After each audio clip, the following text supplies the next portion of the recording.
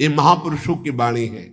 हम तुम्हें एक ऐसा मार्ग बताते हैं जिस मार्ग में चलने से बहुत जल्दी आप ईश्वर के समीप पहुंच जाओगे। वो नाम जप करते हुए किसी से और ईश्वर से भी कोई चाह ना रखना, बहुत जल्दी भगवत प्राप्ति हो जाएगी। हम तुम्हें एक ऐसा मार्ग बताते हैं जो चलने पर बहुत जल्दी भगवत साक्षात्कार करा देता है। किसी से भी और ईश्वर से भी कोई चाह ना रखो, बहुत जल्दी भगवत प्राप्ति हो जाएगी। नाम जप करते हुए कोई चाह ना रखो, बहुत जल्दी भगवत प्राप्ति हो जाएगी। और याद रखना, जो नाम जप करता है ईश्वर से कोई चाह नहीं रखता, तो ईश्वर उसकी ऐसे चिंता करता है जैसे छोटे बच्चे की मां चिंता करती है। किस समय उसको बाल भोग देना, किस समय उसको दुग्ध पान कराना, किस समय उसे स्नान कराना, ये मां की चिंता है, ना कि बालक की। जो ना किसी से चाहता है, ना ईश्वर से चाहता है, खूब नाम जप करता है, उसे बहुत जल्दी भगवत प्राप्ति हो जाती है। निष्प्रयोजन भाव स्वरूप उनका जीवन होता है जो भजनहीन होते हैं, बिल्कुल बेकार मरा जीवन। जिन हरि भगत हृदय नहीं आनी, जीवित सौ समानते प्राणी। क्या मुर्दे का सा जीवन है। इतना कीमती जीवन, एक एक श्वास भगवान के भजन में लगानी चाहिए। व्यर्थ के जीवन में, व्यर्थ के खान पान, कई कई ऐसी बातें जिनकी याद आकर हृदय में आम हंसता है, ऐसे जीवन को नष्ट किया जा रहा है। भ्रमण में सब दृश्य देखे हैं। गंगा का किनारा पावन तपस्वियों के लिए भी और राक्षसों के लिए भी है। जो पावन स्थान तप के लिए है, वहीं राक्षसों के दंडकारण्य में तपस्वी भी तपस्या करते थे और राक्षस भी रहते थे। दोनों का ये व्यर्थ जीवन, निरर्थक जीवन, जो अपनी वासनाओं की पूर्ति के लिए दूसरे जीवों को तड़पा तड़पा के, फिर काल उनको तड़पा तड़पा के मारता है, सांस लेने का अवसर नहीं देता। इसलिए निष्प्रयोजन भार स्वरूप मानो जीवन मत जियो। कीमती जीवन है। जिनका भोजन पवित्र है, उनके विचार पवित्र हैं, वही एकांत में ईश्वर अर्पण बुद्धि से अपने समय को व्यतीत करते हैं। कार्य करते हुए एकांतिक अर्थात अंदर चिंतन चल रहा है, ईश्वर अर्पण। सात्विक भोजन, भूख की अपेक्षा कम खाओगे तो भजन बहुत जोर का होगा। लौकिक प्रतिष्ठा बढ़ने लगे तो भगवान से प्रार्थना करो कि आपका स्मरण न छूटने पावे, लौकिक प्रतिष्ठा में महत्व न होने पावे। जानबूझकर सुख सुविधाओं का त्याग करके जितनी कम वस्तुओं का सेवन कर सको, कम पैसे वाली वस्तुओं का, उतना ही तुम्हारा ईश्वर के प्रति प्रेम बढ़ेगा। ईश्वर इच्छा को जानने वाला ही महात्मा होता है। जोई जोई प्यारो करे सोई मोई भावे, मेरे प्यारे की क्या इच्छा है ये महात्मा जानता है। अन्याय से प्राप्त वस्तुओं को पाने वाले के सारे करण पाप लिप्त हो जाते हैं। अंतःकरण, बुद्धि, मन, चित्त, अहंकार, वो इच्छा ना होने पर भी दूषित अन्न के कारण पाप इच्छा प्रकट होकर उससे पाप कराती है। जो घूस लेता है, अन्याय पूर्वक निर्णय करता है, ऐसों का धन उनके परिवार को नष्ट कर देता है और उनका किया हुआ दान जिसके पास जाता है उसकी अंतःकरण की वृत्ति को नष्ट करके पाप आचरण करवाता है। इसलिए भगवत मार्ग में चलने वाले उपासकों को घूस लेने वालों से जो प्रतिग्रह दान लेना है उनसे बचे। खूब खुली बात है।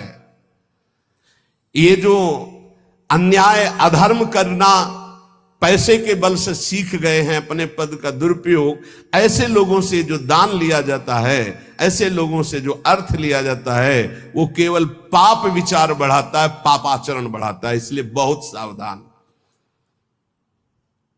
देखा महाप्रभु चैतन्य देव से जब महाराज प्रताप रुद्र बड़े महाभागवत थे, उनके दर्शन करने की बात सामने रखी गई कि वो दर्शन करने आना चाहते, तो उन्होंने कहा तुमने क्या समझ रखा है, एक मैं वीतराग सन्यासी में राजा के दर्शन के उनके लिए दरबार में जाऊं या उनको यहां बुलाऊं, मुझे क्या आवश्यकता है? नहीं, राज दर्शन भी निषेध। ऐसा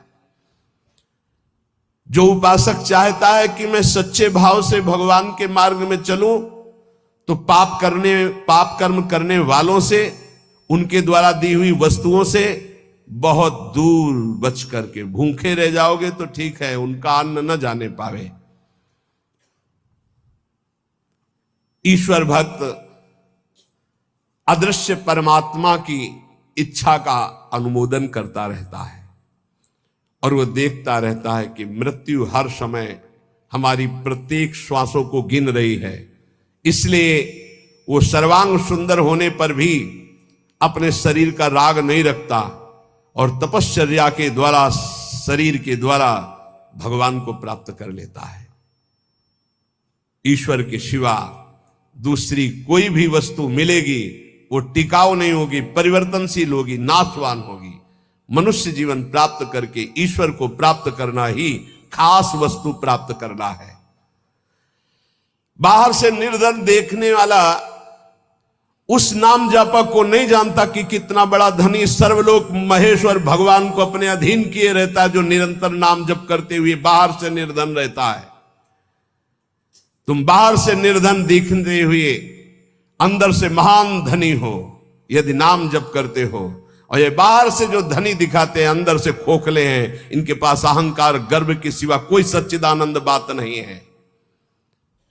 इसलिए ईश्वर का अवलंबन अर्थात भगवान की शरणागति, ऋषि मुनि भक्त जनों के द्वारा जो दिए गए वचन, उनका मनन, खान पान पवित्र जगह से, हिंसा और निंदा करने वालों से बिल्कुल बचो, उनका कोई भी शब्द या भोजन या संग ना आने पावे, निषिद्ध विषयों से दूर रहो, कुछ भी भोगने की इच्छा उठे उसको दबाकर रौंद डालो। ये तब भगवत प्राप्ति की योग्य बनता है। जो महात्मा आचार विचार परायण होकर धर्म में चले हैं उन्हीं के अनुसार चलो। सत्कार्यों में स्थिति प्राप्त करने के लिए उन महात्माओं का अनुसरण अत्यंत आवश्यक है। इस जगत में प्रभु के समान कोई सच्चा सहायक नहीं है। मूर्तिमान प्रभु के सहायक स्वरूप ये महापुरुष जन है, इन्हीं का आश्रय ले लो, इन्हीं के पीछे चलो तो सतमार्ग का दर्शन हो जाएगा। सतमार्ग पर चलाने के लिए ही पहली पीढ़ी जो हमारे गुरुजनों की है उसका अनुसरण करना है। महाजनों गतेन सपंथा, संसार केवल फंसाने वाला है, महापुरुष ही केवल मुक्त करने वाले हैं। कल एक भगत कह रहे थे, हमारे पिताजी ने कसम खवाया कि वृंदावन गए तो तुम्हें हमारी कसम है, हमारा मरा मुख देखोगे, कसम का मतलब ये। बोले आपको गाली देते हैं। हम कहा धन्यवाद, कम से कम गाली दे रहे, साफ तो नहीं दिया। दक्ष ने साफ दे दिया नारद जी को, नारद जी को साफ दे दिया। कब? जब उनके पुत्रों को बाबा जी बना दिया। भगवान के मार्ग में जब प्रशस्त कर दिया दक्ष के पुत्रों को, तो दक्ष जी ने जल हाथ में लिया। जब नारद जी गए तो ये नहीं पूछा कि क्या हालचाल, कहा मैं साफ देता हूं, हमारे पुत्रों को भगवत मार्ग में लगा दिया, तुम 2 घड़ी से ज्यादा कहीं जिंदगी में टिकी ना पाओ। 2 घड़ी का मतलब होता है 48 मिनट। बोले इतने में तुम बहुत बड़ा काम कर देंगे, 48 मिनट में तुम बाबा जी बना देंगे भगवत मार्ग के पति। बोले आपके प्रवचन सुनकर हम माला जप करते हैं, बाणी पाठ करते हैं, थोड़ा तिलक लगा लेते हैं, वृंदावन की, तो वो कहते हैं हमारे लड़के को बर्बाद कर दिया इस नाम लेके। तो बात सही है, जो अपनी श्वासों को व्यर्थ में बर्बाद करते हैं, शराब पीते हैं, मांस खाते हैं, बेविचार करते हैं, गंदे आचरण में चलते हैं, क्या कैसे माता पिता हैं इस बात के लिए राजी हैं कि मेरा बेटा नरक जाए? इस बात के लिए राजी है कि मेरा बेटा गलत आचरण करे, और वही शराब पी के जब आवे तो 2-4 मुझे थप्पड़ मार के घर से बाहर करे? ये आचरण? अगर माता पिता को भगवान मानकर उनकी सेवा करो। वो कह रहा था कि आप अपराध भर हमको ना बोध कराएं, तो एक बार अंदर से इच्छा है कि अपने बाप को उठा के पटके और खूब धुलाएगा। तो हम कहा अगर हमें मित्र मानते हो तो एक शब्द भी कटु मत बोलना। मानते हो कि नहीं वो तो तुम जानो, दोस्ती के लिए तो हम हाथ फैलाते हैं, हम हित मित्र हैं। अगर हमें मित्र मानते हो तो ऐसे माता पिता के रोज पैर छुओ, उनमें भगवान की भावना करो और मेहनत करो, लेबरी करके भी कमाओ और उनको खवाओ पियाओ। और वो जब हमारी निंदा करें तो कान में अंगुली डाल लो और अपने सतमार्ग में चलो। बड़ा विचित्र समय है। जो माता पिता प्रथम गुरु कहे गए हैं, भगवान के मार्ग में चलाने वाले या सतमार्ग में चलाने वाले या संसार में कदम हमारे जो बढ़े, धन्य है वो माँ जो अपने रक्त को दुग्ध बनाकर मुझे पान कराकर इतना बड़ा किया। धन्य है वो पिता जो मेहनत करके हमको पढ़ाया लिखाया। अब वो चाहे जितना कड़ुआ बोले, हम उसे भगवान की तरह पूजेंगे। सबको ये मानना चाहिए। उनकी वृद्धावस्था है, वो कुछ भी बोल सकते हैं, बड़े लोग हैं, हमें उनकी सेवा करनी, उस सतमार्ग में चलना है। तो यहां कह रहे कि महापुरुषों के सिवा अपना कोई सतमार्ग बताने वाला नहीं, इसलिए संतों की बात को मानना चाहिए। वो अहेतुकी मित्र हैं, तुम्हारा अमंगल नहीं कर सकते हैं। इस जगत में प्रभु के समान कोई सच्चा सहायक नहीं, और प्रभु ही महापुरुषों के रूप में प्रेरित करते हैं आकर के अपने मार्ग को। इसलिए मन को सत्य मार्ग में चलाने के लिए पहली सीढ़ी संत महापुरुषों के वचनों के आधार पर चलो।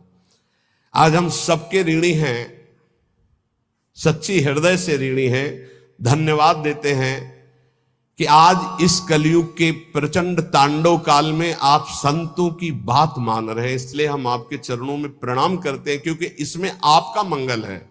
आप स्वस्थ रहेंगे, आप भगवत भजन करते हुए अच्छे आचरण वाले रहेंगे, तो आप हमारे बहुत बड़े हितैषी हुए। क्योंकि आप सुखी हैं, आपका मंगल हुआ, तो मेरे कर्तव्य का पालन हो गया, मेरे साधु वेश का धारण करना सार्थक हो गया। आप हमारे बड़े सहयोगी हैं, आप हमारी भागवती उन्नति के बहुत बड़े कारण बन गए। क्योंकि हम धन्यवाद के पात्र तभी बनेंगे जब हमारी बात को मानकर आप धन्य हो जाएंगे। हमारा कल्याण हो गया, हमारा मोक्ष हो गया तो बहुत छोटी बात है। अगर हमारी बात से आपका कल्याण न हुआ तो हमारी बात की बात क्या रहेगी। तो हमारी बात को सार्थक और समर्थ बनाना आपका कर्तव्य है। यदि आपने अपने कर्तव्य का पालन किया तो मेरे कर्तव्य का अपने आप पालन हो जाएगा कि मेरा साधु वेश धारण करना, मेरा जीवन धारण करना, मेरा भजन करना, मेरा सतमार्ग में चलना सार्थक हो गया। हमारे देश के यदि 2-4 हजार लोग भी कुमार्गगामी प्रवृत्तियों को छोड़कर भगवत मार्ग में चल रहे तो हृदय से आशीर्वाद देता हूं। आशीष देने के लिए तपस्या की जरूरत नहीं होती। मां अपने बच्चे को आशीष देती तपस्या से नहीं, दुलार से।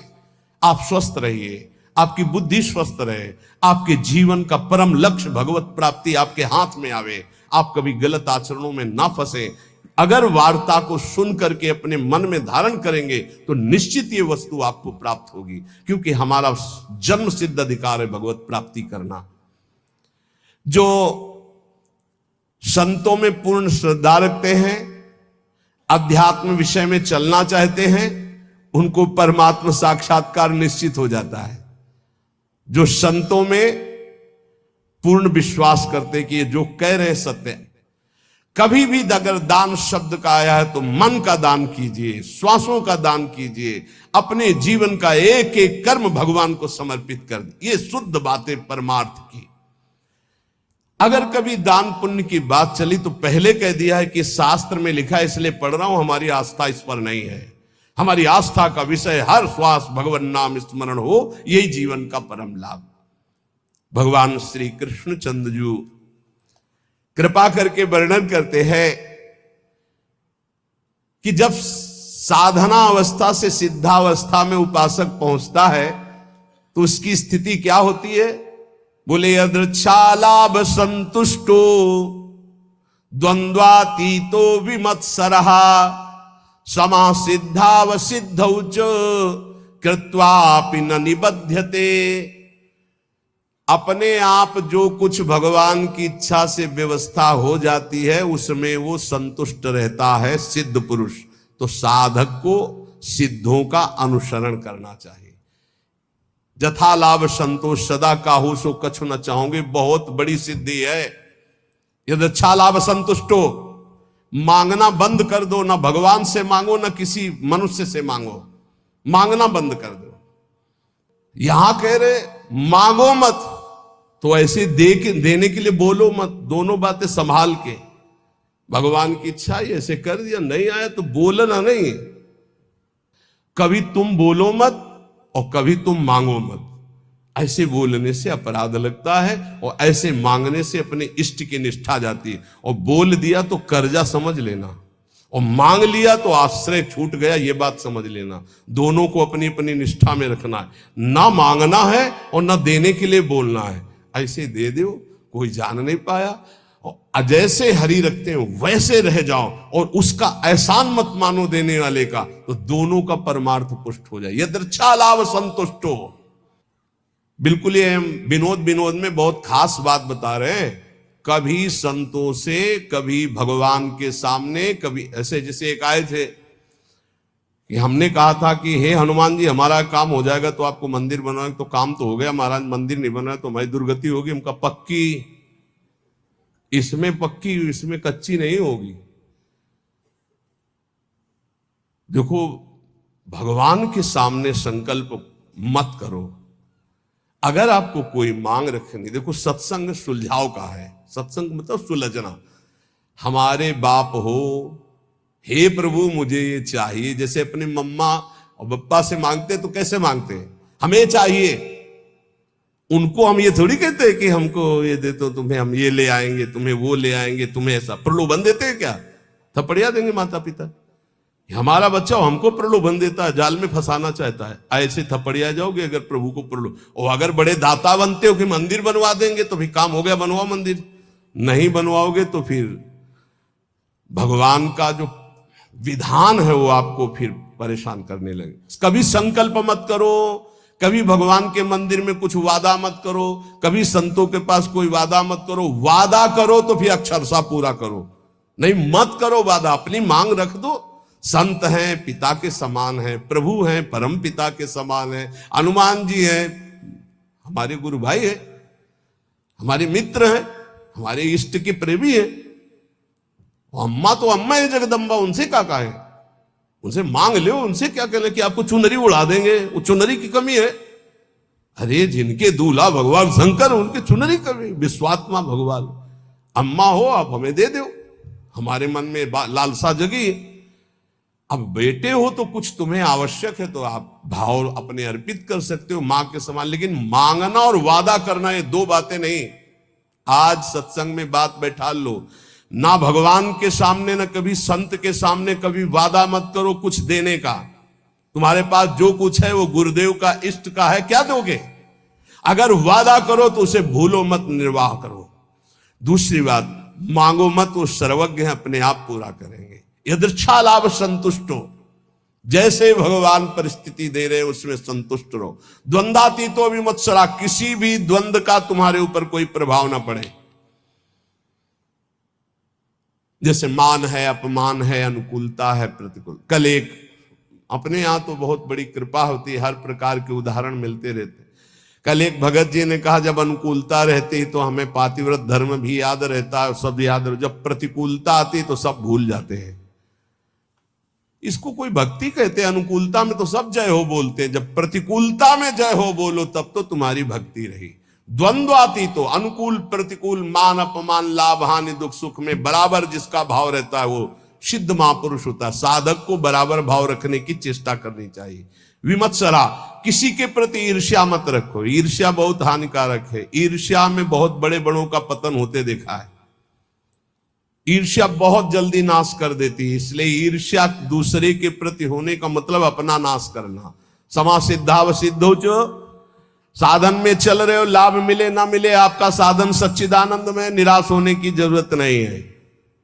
बहुत ध्यान से सुनना, नहीं तो ये आने लगता है कि हमारा इतना समय हो गया भजन करते, कोई लाभ तो हमारे को मिला नहीं। देखो गुरु कृपा से कभी तुम्हें लाभ नहीं दिखाई देगा, गुरु कृपा से। और जब लाभ दिखाई देने लगे तो जान लेना अकृपा आ गई है। क्यों? अहंकार के बिना लाभ का अनुभव नहीं होता। जब अहंकार आता है तब लगता मेरे में सद्गुण आ गया, और जब दैन्यता आती तो बड़े बड़े सिद्ध महापुरुषों को देखा, कभी उनको यह अनुभव नहीं होता मैं प्रेमी हूं, मैं भागवती हूं। जितने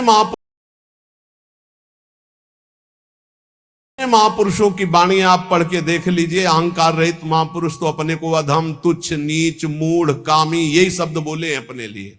जब अपने में आ जाए कि मैं निष्कामी, मैं महात्मा, मैं सिद्ध, मैं तो जान लेना अहंकार जागृत हो गया है। और ये भगवान की कृपा से नहीं होता है, अकृपा से होता है। इसलिए समा सिद्धा व सिद्ध हुआ। चाहे ऐसी स्थिति दिखाई दे कि हमारे में कुछ लाभ आ गया है, या चाहे दिखाई दे कुछ लाभ नहीं आ गया है, ना फूलो ना भूलो, सम रहो। समा सिद्धा व सिद्धौ च, दोनों में समान भाव रखो। चक्रत्वापि न निबध्यते, वो कभी इस माया में बंधता नहीं है। आगे भगवान कह रहे गत संगस्य मुक्तस्य ज्ञानावस्थित चेतसः यज्ञायाचरतः कर्म समग्रम प्रविलीयते। किसी के भी संग का कोई भी रंग ना चढ़ने पावे, उसे सिद्ध पुरुष कहते हैं। जित संग दोषा, चाहे वो घोर पापी हो, नीच हो, व्यभिचारी हो, दुराचारी हो, नाना प्रकार की भोग सामग्री, बहिर्मुख पुरुषों का सब कोई फर्क नहीं, वो अपने रंग में है। जो रही मुत्तम प्रकृति का कर सकत कुसंग, चंदन विष व्यापत नहीं लपटे रहत भुजंग। क्यों? क्योंकि वो परमात्मा भाव में स्थित है। गत संगस्य मुक्तस्य, वो मुक्त हो चुका है, इसलिए कोई भी संग उसके ऊपर प्रभावित नहीं। ये मुक्त महापुरुष की पहचान होती है। कोई भी संग उसके ऊपर प्रभाव नहीं डाल सकता। काम का, क्रोध का, लोभ का, मोह का, मद का, मत्सर का कैसा भी संयोग आ जाए उसके ऊपर कोई प्रभाव नहीं। स्वात्मा रामम विषय मृत तृष्णाम भ्रमयति। मुक्त पुरुष कभी विषय मृत तृष्णा में भ्रमित नहीं होता। कैसी भी क्रिया का संयोग बन जाए, कैसे भी पदार्थ का संयोग बन जाए, कैसी भी घटना आ जाए, कैसी भी परिस्थिति आ जाए, कैसी भी व्यक्ति के सामने उपस्थिति हो जाए, उसके ऊपर कोई फर्क नहीं पड़ता। गत संघर्ष है। जो बांधने वाला है जन्म मृत्यु का बंधन है, वो देहाभिमान है, वो उसका नष्ट हो चुका है। इसलिए किसी भी तरह का कोई भी विकार उसके अंदर हावी होता ही नहीं है। इसी स्थिति को कर्माणि श्रुति बोधितान नितराम कुर्वंत कुर्वंत मां गूढ़ाश्चर्य रसास्त्रगादि विषयान गृहणंत मुंचंत हुआ। वो भोग की सामग्री के बीच में भोग में दिखाई दे रहा है, लेकिन वो भोग में नहीं है। वो कर्म करते हुए भी कर्म से रहित है। वो देखते हुए भी देखता नहीं, सुनते हुए भी सुनता नहीं, बोलते हुए भी बोलता नहीं, खाते हुए भी नहीं खाता है, क्योंकि वो मुक्त महापुरुष है, दयाभिमान रहित है। लोक संग्रहार्थ उसके धर्म कार्य हो रहे हैं, लेकिन उनका कोई फल नहीं है। वो असंग है। क्यों? बोले मुक्तस्य है, वो मुक्त पुरुष है। तो साधक को इसका अनुसरण करना है। किसी का प्रभाव हमारे ऊपर तब नहीं पड़ेगा जब हर समय हमारे अंदर भगवत चिंतन चलेगा। राधा राधा राधा राधा, अब कोई फंसा नहीं सकता। नाम जितना धीमे होता चला जाएगा उतना गाढ़ चिंतन विषयों को होने लगेगा। नाम छूटेगा, क्रिया बन जाएगी। 1 सेकंड लगता है अपहरण करने में बुद्धि को। इन विकारों ने इतना अधिकार जमा रखा, 1 सेकंड में बुद्धि को अपहरण कर लेंगे, जो निर्णय ही नहीं कर पाएगी। नाम न छूटने पावे। असंगो अहम पुरुषः, मैं असंग हूं, ना कभी कोई मुझे बांधा था, ना कोई बांध सकता है। यह अनुभव हो जाता है सिद्ध महापुरुष को। किंतु असंग होते हुए उसने संग जिसने कर रखा है शरीर का, इंद्रियों का, मन का, बुद्धि का, अब उसके ऊपर प्रभाव पड़ेगा पदार्थ का, परिस्थिति का, व्यक्ति का, घटना का, सुख का, दुख का।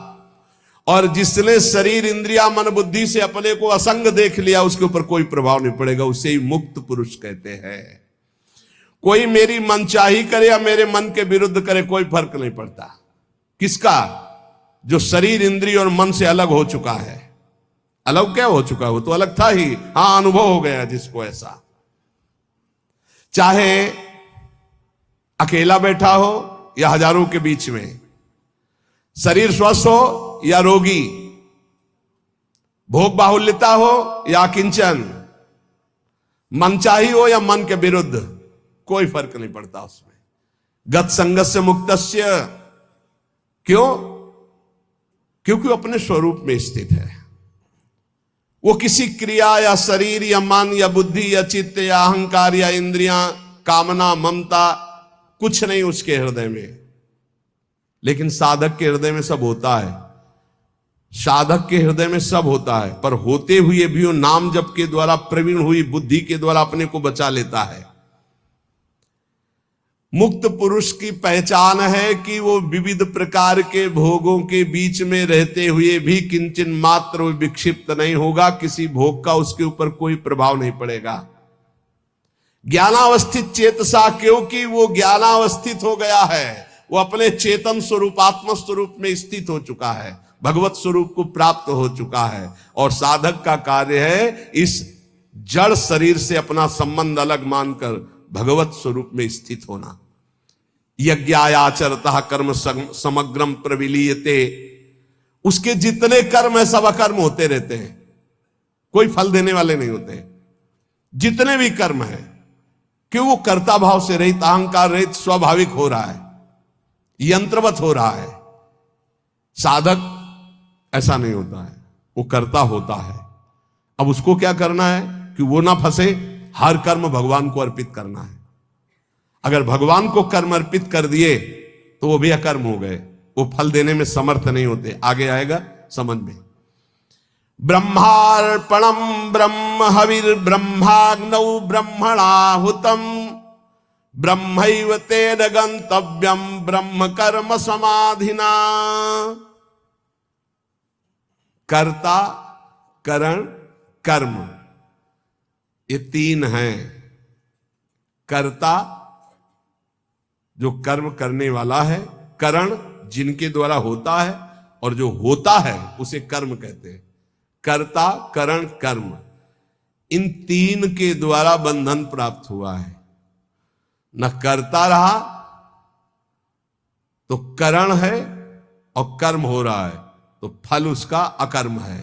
जैसे इंजन बंद कर दे और ढलान में गाड़ी छोड़ दे तो न पेट्रोल का खर्चा होगा, वो अपने आप चलती चली जाएगी। इंजन बंद है, बस ऐसे समझ लो। स्वाभाविक प्रवाह कर्म का चल रहा है, कर्ता इंजन बंद है, कोई भी खर्चा नहीं है, कोई भी बंधन नहीं है, वो जीवन मुक्त महापुरुष। कर्तापन रहेगा तो कर्म का भोग भोगना पड़ेगा, अवश्य में भोक्तव्यम कर्तम कर्म शुभाशुभम। कर्तापन रहेगा तो कर्मों का संचय होगा, उसका भोगना पड़ेगा। कर्म भोगने के लिए जन्म लेना पड़ेगा, जन्म मरण चलता रहेगा। कैसे नष्ट होगा कर्ता भाव? एक होता है ज्ञान से नष्ट होता है, एक होता है भगवत भाव से। हर कर्म बड़ी प्रवीणता पूर्वक भूलो मत, प्रभु को समर्पित कर दो, बच जाओगे, बच जाओगे। नाम जप करो, जो भी कार्य करो, सुबह जगने से लेकर शयन तक पूरे समय को भगवान को अर्पित कर दो। ये भागवत धर्म में बचा लेगा आपको, मान लो। जो त्रुटियां होगी वो भस्म हो जाएंगी कर्म समर्पण से। इसमें सब ब्रह्ममय हो जाएगा। अर्पण, जिससे अर्पण किया जा रहा है वो भी ब्रह्म, ब्रह्मार्पणम। और जिसमें अर्पण किया जा रहा है वो भी ब्रह्म, और जो अर्पण किया जा रहा है वो भी ब्रह्म। अर्पण, जिससे अर्पण किया जा रहा है वो ब्रह्म, और जिसमें अर्पण किया जा रहा है वो ब्रह्म, और जो अर्पण किया जा रहा है वो ब्रह्म। तो स्वयं ब्रह्म की प्राप्ति समाधि अवस्था को हो जाता है। ये ज्ञान अपने को तो नहीं है, पर इतना जरूर है कि हम में जो सामर्थ्य है वो भगवान की दी हुई। बिल्कुल सरल भाषा में आपको बता रहे, हमारे पास जो भी वस्तु है भगवान की दी हुई। हम जो भी कर्म कर रहे हो भगवान के लिए, वो सब कर्म भगवान को समर्पित कर देते तो हम भी भगवत स्वरूप हो गए, हम भी भगवत स्वरूप हो गए। बड़ा आनंद का विषय, बस इसे समझ, ये ज्ञान का विषय है। ब्रह्मार्पणम ब्रह्म हविर ब्रह्माग्नो ब्रह्मणाहुतम ब्रह्मैव तेन गंतव्यम ब्रह्म कर्म समाधिना। इसी को आप भगवान में ले लो, भक्ति के द्वारा। हमारे पास जितने भी अंग हैं वो सब भगवान की दी हुई, जो भी वस्तुएं सब भगवान की दी हुई, जो बुद्धि है वो भगवान की दी हुई। जो भी भगवान की आज्ञा से हम कर्म करते हैं, भगवान को समर्पित करते हैं, तो हमें भगवान ही प्राप्त होंगे। दैवमेवा परे यज्ञम योगिनः पर्युपासते ब्रह्माग्नाव परे यज्ञम यज्ञे नैवोपजुह्यति। अन्य योगी लोग भगवद अर्पण यज्ञ का ही अनुष्ठान करते हैं, जो अभी बताया। दूसरे लोग योग ब्रह्म रूप अग्नि में यज्ञ के द्वारा जीवात्म स्वरूप से यज्ञ का हवन करते, ज्ञान एक भक्ति के द्वारा। देखो, दो में एक को तो अपनाना पड़ेगा, या तो ज्ञान के द्वारा देखो सब ब्रह्म स्वरूप, और या भक्ति के द्वारा। तीसरा कोई उपाय नहीं इसमें, नहीं, ये कर्म बंधन भोगना पड़ेगा, इसलिए हम बार बार कह रहे हैं। अच्छा, जैसे आगे चलकर फिर अर्पण करना नहीं होता। अर्पण करना तब तक होता है जब तक अपना कुछ बकाया रह जाता है, फिर इसके बाद अर्पण कुछ बचा ही नहीं। ये अर्पित, हृदय अर्पित, तब ये थोड़ी ही कि राधा वल्लभ अर्पणम मस्तु, कुछ रह ही नहीं गया अर्पण करने के लिए, तो करे क्या? समझ पा रहे हो? अभी आपके पास है इसलिए अर्पण करो, उसमें ज्ञान मत लगाओ। हमारी बात समझना। और जिनको हमारी ये बात समझ में आ रही है, तो अब अर्पण करने की कोई बची ही नहीं बात। क्या? जैसे हमारा तन अर्पित है, हमारा मन अर्पित है, हमारा जीवन अर्पित है। अब इनके द्वारा जो अर्पित, वो उन्हीं का घर जाए, नौकर की कोई पेमेंट नहीं होती। समझ रहे हो? ये आत्मसमर्पण जिनका हृदय से हो गया, उनको कर्म समर्पण करने नहीं पड़ते कि श्री कृष्णार्पणम मस्तु, राधा वल्लभ अर्पणम मस्तु। यहां हो गया है सब अर्पण मस्तु। यहां सब अपने आप सरकारी है। घर जाए, नौकर की पेमेंट नहीं होती, चाहे वो बैठा रहे, चाहे फावड़ा चलावे, चाहे कुछ करे, उसका सब कुछ है। वो केवल कहने मात्र को सेवक है, वो स्वामी पर भी अधिकार रखता है। जो पेमेंट लेता है उसकी हर मिनट की पेमेंट है। तो जिसका अपना कुछ है, पति पुत्र परिवार शरीर अपना है, बच जाओगे यदि कर्म अर्पण करने वाली बात समझ में आ गई। नहीं, अवश्य में भोक्तव्यम कृतम कर्म शुभाशुभम। दोनों प्रकार के साधक बैठे हैं, एक अहमग्रह और एक समर्पित। समर्पित साधक को अगर ये समझ में आ गया है कि अब मेरा कुछ है ही नहीं, तो आपको समर्पण की 84 जी का पाठ किया, राधा वल्लभ अर्पणम मस्तु। अब यहां कुछ अर्पणम मस्तु के लिए है ही नहीं। 84 जी गवाओ, चाहे हल्ला मचवाओ, जितना बोलेंगे वो सब आपकी बात बोलेंगे। हम हंसेंगे तो हमारा भजन होगा, हम चलेंगे तो हमारी परिक्रमा होगी, बात करेंगे तो आपके स्तोत्र होंगे, क्योंकि आपके सिवा हमारा कोई है नहीं। जिनकी ऐसी भावना आ चुकी, उनको अर्पण करने की जरूरत नहीं। समझ रहे हो? और जिनको ये है, हे परमात्मा, हे भगवान, तो फिर अर्पण कर देना, क्योंकि अभी दूरी है। वही अर्पण कर दें अपने आप को हमारे ऊपर, बस ये बात रह गई है। समझ पाए हो? अब हमारा तो हो चुका, जो कुछ होना है उनकी तरफ से अर्पण करना रह गया है। समझ में आ रही? हम जितने हैं जैसे हैं, बोले अधूरा अर्पण है, तो कह तो रहे हैं हम जितने हैं जैसे हैं, हो चुका हमारी तरफ से, अब अपनी तरफ से कर लियो। अधूरे समझ में आ रहे ना, तो पूरे कर लो। बोले कुछ अर्पण है, कुछ नहीं अर्पण है, तो सब अर्पण कर लो। अब हमारी तरफ से ऐसे हो चुका है, कोई परवाह नहीं। अगर ऐसा है तो बोलने की जरूरत नहीं, राधा वल्लभ अर्पणम मस्तु, ये बोलने की जरूरत नहीं। और अगर ये है कि अभी हमारा कुछ है, तो पक्का बच जाओगे। हर कर्म प्रभु को अर्पित कर दो। इसमें कह रहे दैव मयिवा परे यज्ञम योगिनः पर्युपासते ब्रह्माग्नाव परे यज्ञम यज्ञे नैवोपजुह्यति। एक है कि वो सब कर्म भगवान को समर्पित करते हैं, भगवान की सामर्थ्य से, भगवान के द्वारा दी वस्तुओं से भगवत कर्म हो रहे, भगवान को अर्पित। एक है ब्रह्माग्नाव परे यज्ञम यज्ञे नैवोपजुह्यति, ज्ञान के द्वारा। अब अपने अर्पणम मस्तु एक बार हो गई, अब बार बार नहीं होगी। गुरुदेव ने संकल्प करवा के तनुवांग मनोभिरमलय सोहम तवै आश। अब जैसे कोई आपसे कहे कि अधूरा अर्पण है, इसीलिए अनुभव में नहीं आ रहा है, तो आपसे हम सलाह ले रहे हैं क्या? और अगर गुरु जी कह दे और श्री जी कह दे तो अब उनसे भी कहना है कि जानते हो ना अधूरा है, आप भी जानते हो ना अधूरा है, तो पूरा कर लो, हमारा जितना होना था हो गया, आप कर, हमारी तरफ से अब काम खत्म। देख लो अंदर से बिल्कुल हम वो बात कहते हैं जो मुक्त होना है, श्री जी से मिल जाना है। अपने ऊपर रखोगे तो पूरी जिंदगी भर परेशान रहोगे, वो खेलते रहेंगे, तुम्हारी तरफ नहीं देखेंगे।